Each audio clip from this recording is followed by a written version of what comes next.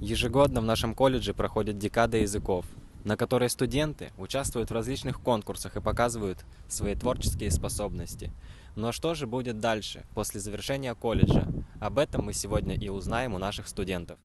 По статистике, всего 3-4% учителей русского языка и литературы хотят связать свою жизнь именно с этой профессией. 33% находятся в сомнениях, и 33% планируют сменить свою профессию. И выяснили, как им удается активно участвовать в жизни колледжа и планируют ли они связать свою жизнь именно с этой профессией.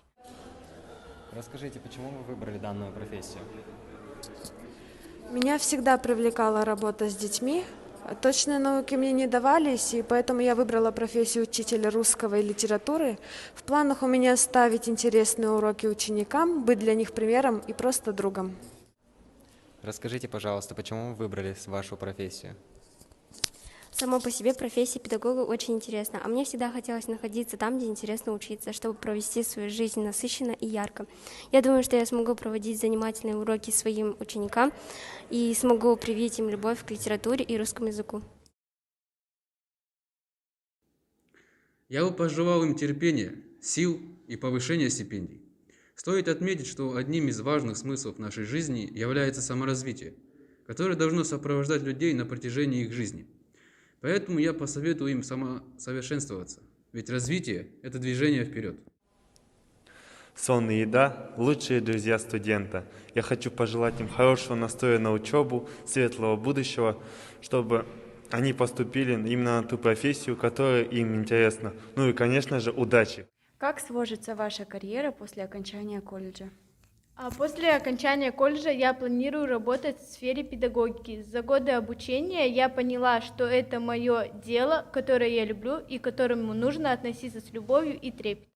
Русский язык – это один из международных языков, а в Казахстане он является языком межнационального общения.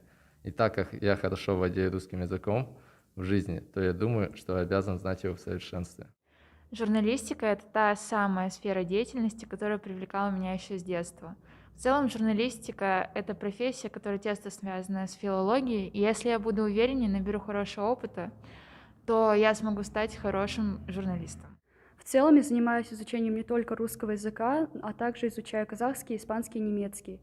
В совершенстве я знаю украинский, английский и русский языки, но я уверена, что это не предел, потому что я хочу посвятить свою жизнь карьере переводчика. Меня всегда привлекала литература, а в особенности русская, поэтому в дальнейшем я планирую посвятить себя преподаванию литературы в колледжах или университете. Я думаю, что среднеспециального образования мне недостаточно, и поэтому я буду поступать на бакалавр, затем магистратуру и, возможно, докторантуру, потому что педагогика – это сфера деятельности, которой невозможно обучиться за 3, 5 и даже 10 лет, поэтому я посвящу себя саморазвитию и самосовершенствованию. Чего бы вы хотели пожелать вашим студентам, которые вышли на путь окончания колледжа? В первую очередь хотелось бы пожелать им удачи, терпения на предстоящем выбранном ими пути. 4 года пролетели как один миг. Сколько было сделано и сколько еще предстоит. Не нужно тратить время на то, к чему не лежит душа, скажем так. Время летит очень быстро.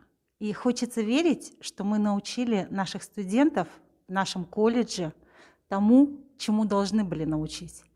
Что мы воспитали тех, кто воспитает других.